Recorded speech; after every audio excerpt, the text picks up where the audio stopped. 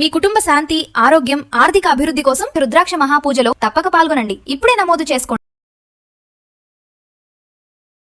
నమస్తే రమగారు. నమస్తే జయ. రమగారు, ఏదైనా మంచి కథ చెప్పండి. చందమామ కథ చెప్తాం. ఓకే. పూర్వం టర్కీలో, టర్కీ దేశం, ఈ అక్కడ కథలు బాగుంటాయి తమాషాగా. అంటే ఈ టర్కీవి అవి ఎందుకు చెప్తారు లాంటి ప్రశ్నలు అడగండమ్మా. మనకు అసలే కథల కరువు వచ్చింది. ఇప్పటికే మనం దాదాపుగా 1000 పైన కథలు చెప్పేసుకున్నాం. 1000 చెప్పారా రమగారు? మరి అసలు ఏ రోజుకి ఆ రోజు కొత్తే మాకు అలా ఉంది. బోల్డ్ అని చెప్పుకున్నాం కదా, వెతకాలి కథలు. కొంచెం మనకేమో 10 నిమిషాల్లో చెప్పేస్తే కుదరదు. టాపిక్లు 10 నిమిషాలే మాట్లాడాలి, కథలు 25 నిమిషాలు కావాలి. ట్విస్టులు ఉండాలి. ట్విస్టులు ఉండాలి. అదే కదా. అయితే టర్కీ దేశంలో ఒక పక్షులు పట్టేవాడు ఉండేవాడట. సుల్తాన్లు అవి ఉన్న కాలం అనమాట అది.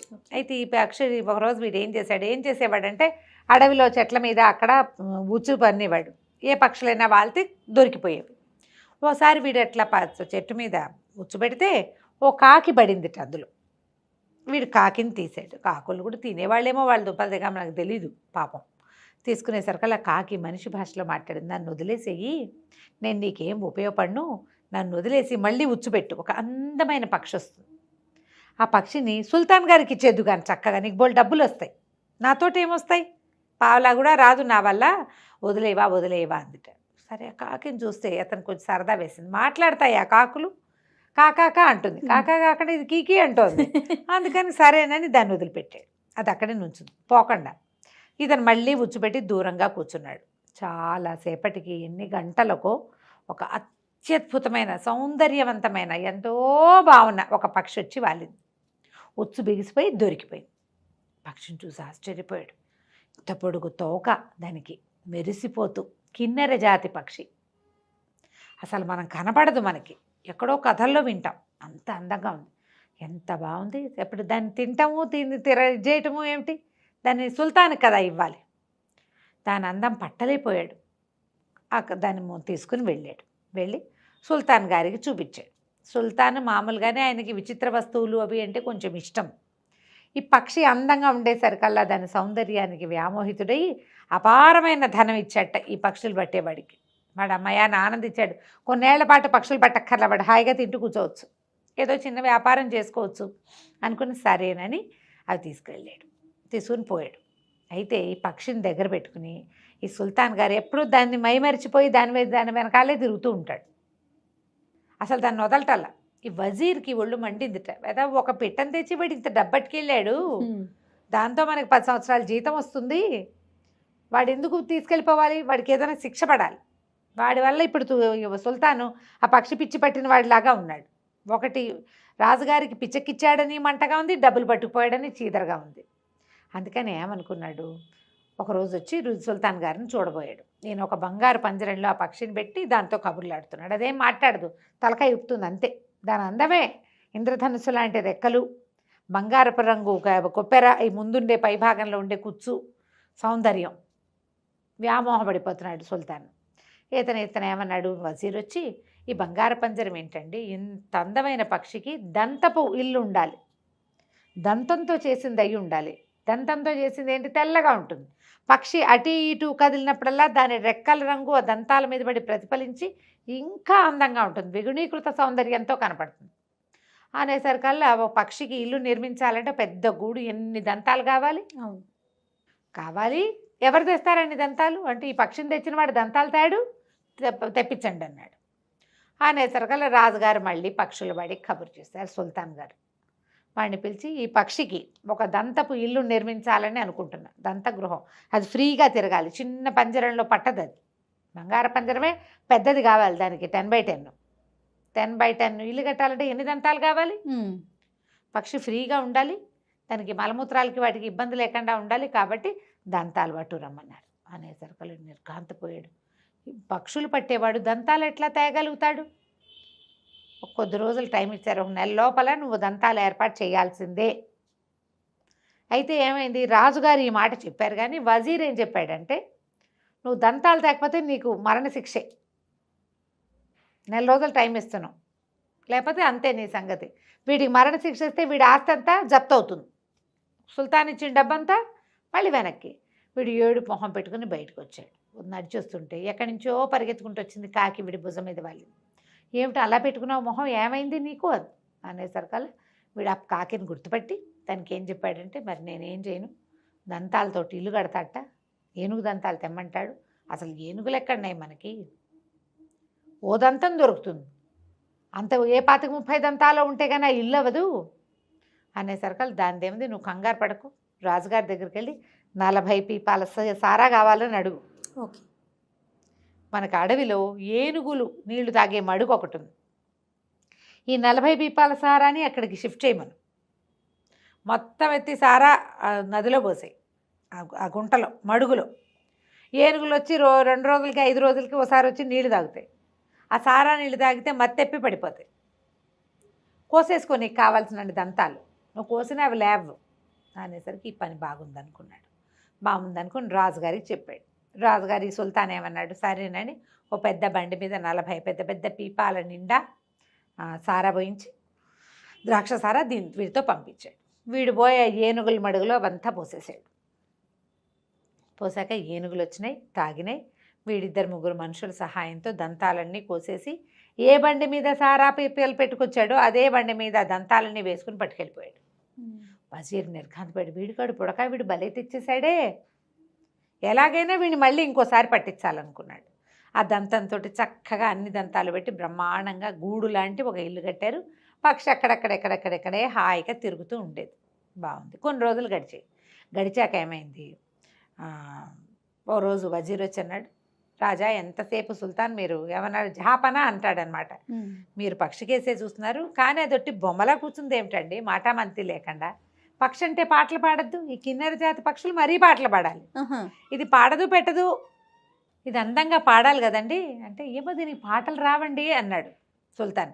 అనేసరికి ఎందుకు రావు, ఈ పక్షి దొరికిందంటే ఖచ్చితంగా ఇది ఎవరిదో పెంపుడు పక్షి, పక్షులు వాడికి తెలుసు దీని పెంపుడు వాళ్ళు ఎవరో, వాళ్ళకి తెలుసు దీంతో పాడించడం ఎట్లా, వాళ్ళని బట్టు రమ్మనండి అనగానే రాజుగారికి తట్టింది. ఇంత అందమైన పక్షి ఇంతకంటే అందంగా గొంతెత్తి పాడితే ఎంత బాగుంటుంది, పట్టరండి రా పక్షులు వాడిని అన్నారు. మళ్ళీ వాడిని మోసుకొచ్చారు. వాడన్నాడు, లబో దిబోమన్నాడు, నేను అడవిలో పెట్టానండి ఉచ్చు, అది వచ్చి అక్కడ పడింది, నాకు తెలీదు, దాన్ని అది పెంపకం పక్షి అని కూడా నాకు తెలీదు, అది కుయ్యమనలేదండి, ఊరికే అందంగా కళ్ళు మెటకరిస్తుంది, అటు ఇటు తిరుగుతుంది తప్ప నాకు కనపడలేదండి అంటే. ఒప్పుకోలే రాజు, దీన్ని పాడించాలి, దీన్ని పెంపకందారులు ఎవరో చూసి పట్టరా, వెతకబోయ్ అన్నాడు. వీడు కాళ్ళు ఏడ్చుకుంటూ వజీర్ దగ్గరకు వచ్చాడు. వజీర్ అన్నాడు, 40 రోజుల లోపల దీని ఓనర్ని తీసుకొచ్చి దీన్ని పాడించకపోతే నీకు మృత్యువు తప్పదు, నీ ఆస్తి జప్తు చేయక తప్పదు. రెండోసారి దంతాలు తెచ్చినప్పుడు రాజుగారు త్రిబులు ఇచ్చాడు డబ్బులు, వాడు ఆ డబ్బంతా పెట్టి కూర్చున్నాడు. సంతోషం ఏది వాడి బతుక్కి పాపం. సరే మళ్ళీ బిక్కమొహం వేసుకుని బయటకు వచ్చాడు. కాకి కనపడింది. కనపడేసరికల్లా నువ్వు ఎందుకు ఏడుస్తావు, ఓనర్సే కదా, నేను చెప్తా, ఓ పని చెయ్యి, రాజుగారి దగ్గర ఒక విహార నౌక ఉంది, అందులో లోపలే ఆ విహార నౌకలోనే ఒక ఇది ఉద్యానవనం లాంటిది, ఒక పార్కు లాంటిది, ఒక స్నానఘట్టం, స్నానగృహం అన్నీ ఉన్నాయి. రాజుగారి విహార నౌకలో వెళ్తే అలా కొన్ని రోజుల పాటు తిరుగుతాడు, లోపలే ఎంజాయ్ చేయడానికి వీలుగా అన్నీ ఉంటాయి ఆయనకి. అది ఇచ్చి దాని నిండా బానిసల్ని దాసీలను ఇచ్చి నీకు ఇవ్వమని అడుగు, ఓనర్స్ని తీసుకొస్తానని చెప్పంటే రాజుగారు ఒప్పుకున్నాడు. ఒప్పుకున్న పెద్ద విహార నౌక, ఆ విహార నౌక దాంట్లో 30-40 మంది దాసీలు, అది నడపడానికి సైనికులు అన్నీ పుచ్చుకుని బయలుదేరితే ఈ కాకి ఏం చెప్పిందంటే, దీంతో పాటు బయలుదేరు, అట్లా ముందుకెళ్ళు, లోపలికి బాగా సముద్రంలో ముందుకెళ్ళాక ఒక అందమైన ద్వీపం వస్తుంది. ఆ ద్వీపం దగ్గరికి వెళ్ళిపోక దగ్గర యువతలే ఆ పడవని ఆపుకో, దాని నిండా బోళ్ళంతమంది అందమైన దేవతా స్త్రీలు ఉంటారు. వాళ్ళంతా పడవని చూసి అదేమిటో చూడ్డానికి ఎక్కుతామంటారు, లోపలికి వస్తామంటారు. అందరినీ రానివద్దు, వాళ్ళల్లో ఒక ఆవిడ ఉంటుంది రాణి, ఆవిడ మాత్రం ఎక్కించు, ఆవిడ ఎక్కంగానే తీసుకొచ్చేసి, మిగిలిన వాళ్ళు మాత్రం రానివద్దు, ఎవరో ఒకళ్ళనే చూడనిస్తానని రాణినే చూడమన్నది. అక్కడి నుంచి వీడేం చేశాడు, పడవ వేసుకుని పోయాడు సముద్రంలోకి. వెళ్ళగా ఒక అత్యద్భుతమైన సౌందర్యవంతంగా ఉన్న ద్వీపం కనపడింది. ఎవరో అందమైన ఆడవాళ్ళు తిరుగుతూ కనిపిస్తున్నారు, మగవాళ్ళు కూడా ఉన్నారు ఎవరో.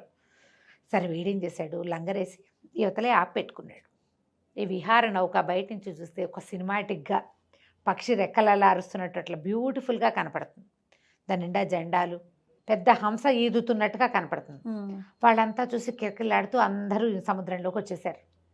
ఇతనేమో వాళ్ళందరినీ రాని వాళ్ళ ఒక్కళ్ళనేనని అందరిలోకి తలమానికంగా ఉన్న రాణిని మాత్రం ఎక్కించుకున్నాడు, సుల్తానాని.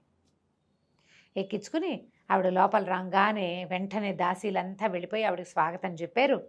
ఎన్ని రకాల పదార్థాలు రుచి చూపించారు. లోపలికి తీసుకెళ్లారు. కిందంతా తోట, సముద్రంలో ఒక చోట తోట ఉంటుందని ఎట్లా ఊహిస్తారు? ఆ తోటంతా చూస్తూ మైమరిచిపోయింది ఆవిడ. అక్కడి నుంచి మీరు అలసిపోయారు రండని ఘట్టంలోకి తీసుకెళ్ళి స్నానం చేయించడం మొదలుపెట్టారు. వాళ్ళకి తెలియదు అది. ఈ స్నానశాలలో బోళ్ళంతసేపు ఇవిడికి నలుగు పెట్టి రకరకాల నూనెలు రాసి మెరుగులు పెట్టి స్నానం అయ్యే లోపల కదిలించండి రా పడవ అని పడవ కదిలించుకొచ్చేసారు. స్నానం పానం అన్నీ బయటకు వచ్చేసరికి ఆవిడ పైకి చూసేసరికి ఏముంది, సముద్రానికి తమ ద్వీపం కనిపించట్లే, ఎక్కడో ఉంది. భయపడిపోయింది ఆవిడ, ఏడ్చేయటం మొదలుపెట్టింది. అప్పుడు ఈ కుర్రాడు ఏం చేశాడు, పక్షులు వాడు, మీరేం భయపడకండి, ఒక ముఖ్యమైన పని మీద మిమ్మల్ని తీసుకెళ్తున్నాను, నా పని అయిపోగానే మళ్ళీ తీసుకొచ్చి మీ ఇంటి దగ్గర దిగబెట్టేస్తా, హాయిగా విశ్రాంతి తీసుకోండి, వీళ్ళంతా ఉన్నారు మంచిగా గానా బజానా చేస్తారు, చక్కగా తోటలో తిరగండి, హాయిగా తినండి, స్నానం చేయండి, రెస్ట్ తీసుకోండి అని బతిలాడుకున్నాడు. సరే 3 రోజులు ప్రయాణం చేశారు. 4 రోజులు మొత్తానికి మళ్ళీ ఊర్లోకి వచ్చారు. టర్కీ దేశానికి వచ్చారు. ఈవిని దింపేసరికల్లా జనాలంతా ఆవిడ సౌందర్యానికి ముగ్ధులైపోయారు. అక్కడి నుంచి రాజసభలోకి తీసుకెళ్తే రాజుగారు ఉన్న దగ్గరే ఆ పక్షి ఉండేటువంటి గూడు. ఈవిడిట లోపలికి వచ్చింది. ఆ పక్షి కూ అని కూయటం మొదలుపెట్టి ఎంత అందంగా పాడుతోందో. రాజు మైమరిచిపోయాడు దాని పాటకి. ఈ ఎదురుగుండా వచ్చిన ఆవిడ సౌందర్యానికి అయితే కుదేలైపోయాడు. ఆవిడ దాని దగ్గర కూర్చోబెట్టుకున్నాడు. ఆ పక్షి తెగ పాడింది. ఈవిడిని ఆవిడకి రాజోపచారాలన్నీ చేయించాడు. నాతో ఉండిపోమని అడిగాడు. ఆవిడ ఒప్పుకుంది. ఆవిడే ఉండిపోయింది ఇక్కడే ఈయనతోటి. సుల్తానా, ఆయన సుల్తాన్, ఈవిడ సుల్తానా.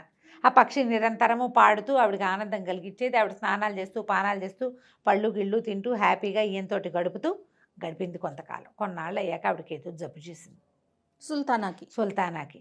ఇక ఎన్ని వైద్యాలు చేసినా కుదరలా, ఏం చేసినా అవ్వలేదు. అవపోయేసరికల్లా సరే వాళ్ళేమన్నారు, వజీర్కి ఏం చేయాలో తెలియటల్లా. దాన్ని పంపిస్తే పక్షి కోసం చూస్తే దంతపు గ్రహం వచ్చింది, దానికోసం చూస్తే ఈవిడొచ్చింది. రాజుగారు మైమరిచిపోయాడు. ఈ కుర్రాన్ని ముంచెత్తేసాడు డబ్బులో. ఈవిడేమో రాజుగారిని ఇంకా కొంచెం మైమరిపించేలాగా చేసేసింది. ఇప్పుడు జబ్బు. అక్కడి నుంచి వాళ్ళు ఏమన్నారు, ఈ కుర్రాన్ని మళ్ళీ పిలిచారు. పిలిచేసరికల్లా ఈవిడికి వైద్యం చేయించాలంటే ఏం చేయాలి? అప్పుడు కాకింది, నువ్వు భయపడద్దు, ఈవిడికి ఒక ఔషధి కావాలి. వీళ్ళు ఏంటంటే అక్కడ ఉండే దేవతా స్త్రీలు వాళ్ళు ప్రతి నెల ఒక ఆహారం ప్రత్యేకంగా తీసుకుంటారు, ఒక ఔషధం తీసుకుంటారు, దానివల్ల ఆరోగ్యంగా ఉంటారు. ఇక్కడ అది లభించలేదు. 6 నెలలు అయ్యేసరికల్లా ఆవిడకి జబ్బు చేసేసింది. పద మళ్ళీ ఈసారి విహార నౌక తీసుకో మళ్ళీ అని చెప్పింది. మళ్ళీ విహార నౌక తీసుకుని ఆవిడ ఇంటికి బయలుదేరి వెళ్ళాడు. ఆవిడ రాను ఇక్కడే ఉంటానంది. ఈయనతో ఉండటానికి ఇష్టపడింది ఆవిడ. విహార నౌక తీసుకెళ్తే అంతకుముందు ఇంతమంది స్త్రీలంతా పరిగెత్తుకుంటూ వచ్చారు. ఇప్పుడు ఒక్కళ్ళు రాలా, ఎవరు రాలా. ఈయనే దిగెళ్ళాడు. ఈ అబ్బాయి ఏం చేస్తాడు మరి? అంతకుముందు సముద్రంలో ఆపుకుంటే ఇంతమంది వచ్చారు, 100 మంది, ఒక్కళ్ళు రాలేదు. దూరంగా ఎవరెవరో కనపడుతున్నారు కానీ ఎవరు వీడికేసి చూడలే. వీడు దిగి వెళ్తే పెద్ద కోటలాగా ఉంది, బంగారంతో చేసినట్టు మెరిసిపోతుంది కోట అంతా. పువ్వులు ఇవి తోటలు గీటలు బ్రహ్మాండంగా ఉంది, ద్రాక్ష తోటలు, పువ్వుల తోటలు. వాళ్ళకి ఆ పువ్వులు ఏం చేయాలో తెలియదు, ఆ ద్రాక్ష ఏం చేయాలో తెలియదు. దగ్గరికి వెళ్ళేసరికల్లా ఒక కోట వాకిట్లో 2 పెద్ద పెద్ద సింహాలు ఉన్నాయి, చెండ సింహాలు. వీడిని చూడంగానే గర్జించడం మొదలుపెట్టాయి. అవి దూకేలాగా ఉన్నాయి మీద. ఇంతలో ఎక్కడి నుంచి వచ్చిందో కాకి వీడి భుజం మీద వాలింది. భయపడుకు, నువ్వు నా ఈక ఒకటి పీక్కో. ఆ ఈకతో సింహం దగ్గరికి వెళ్ళి దాన్ని నెత్తి మీద గీరు, రెండింటి మీద, దీని మీద గీరు, ఇది ఊరుకుంటుంది, దాని మీద గీరు, అది నేనేం చెయ్యవు. కోట తలుపులు తోసుకొని లోపలికి వెళ్ళు, వాళ్ళ మంది ఇస్తారు, తీసుకొద్దు కానీ అనేసరికల్లా వీడు ఏం చేశాడు, కాకి ఈకని ఇట్లా ఆడిస్తూ వెళ్ళేసరికల్లా సింహం గర్జిస్తుంది కానీ దూకట్లా, ఊరుకుంది. దగ్గరికి వెళ్ళి ఆ సింహాన్ని నెత్తి మీద దాని జూలు ఉంటుందిగా ఇట్లా, ఆ జూల్లో గీరేసరికల్లా అది ఇట్లా చమ్మగా కళ్ళు మూసుకుంది. రెండో సింహాన్ని కూడా గీరాడు, మాట్లాడకుండా ఊరుకున్నాయి. తలుపు దోసుకొని లోపలికి వెళ్ళాడు. ఇంతమంది గుంపుగా ఆడవాళ్ళంతా వచ్చారు. మా సుల్తానాన్ని తీసుకుపోయావు, నువ్వు ఇప్పుడు మళ్ళీ వచ్చావు, ఏం చేయడానికి వచ్చావు అని. వీడేం చెప్పంటే నేనేం చేయడానికి రాలేదు, మాకు పక్షి దొరికింది, నీ కథ అంతా చెప్పాడు. చెప్పి ఆవిడ అందుకు తీసుకెళ్ళాను. ఆవిడ అక్కడే ఉండటానికి ఇష్టపడుతుంది, ఆవిడకి ఒంట్లో బాగుండలేదు, మందు కోసం వచ్చాను, ఔషధం తీసుకురమ్మని పంపించింది ఆవిడ, నన్ను వెళ్ళమంది అన్నాడు. అనేసరికల్లా సరే వాళ్ళు ఏం చేశారు, ఒక కుప్ప ఎత్తేసి మందు ఇచ్చారు. అది పుచ్చుకొని బయలుదేరాడు, వెనక్కి వచ్చాడు. వెనక్కి వచ్చేసరికల్లా వెళ్ళాడు సుల్తానా దగ్గరికి వెళ్ళాడు.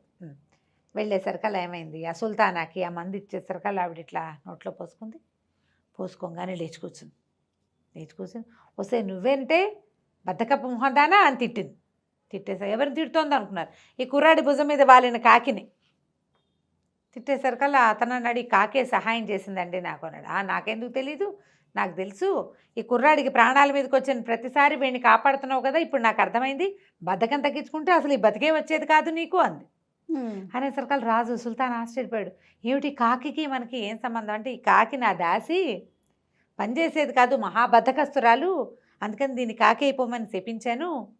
అది కాకి అయిపోయి ఆ తిరుగుతుండేది ఆగమ్మ కాకి, ఈ కుర్రాడికి దొరుకుంటుంది, వాడు అందానికి మోహించి వాడు వెనకాల పడి తిరుగుతోంది అని చెప్పింది. చెప్పంగానే ఆ కాకి అందమైన అమ్మాయిగా మారిపోయింది.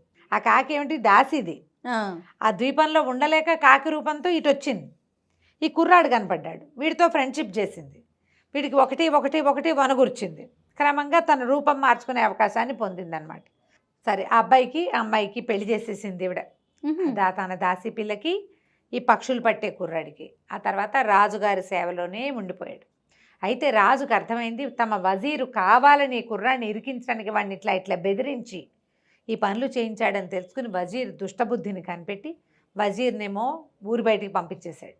ఈ కుర్రాడినే తన వజీర్గా చేసుకుని వాడికి తెలివైన సలహాలు చెప్పిన వాడి భార్యనేమో తన భార్యకి సహాయకారిగా తన దగ్గరే ఉంచుకున్నాడు. ఎంతకాలమో వాళ్ళు కలిసి హాయిగా ఉన్నారు.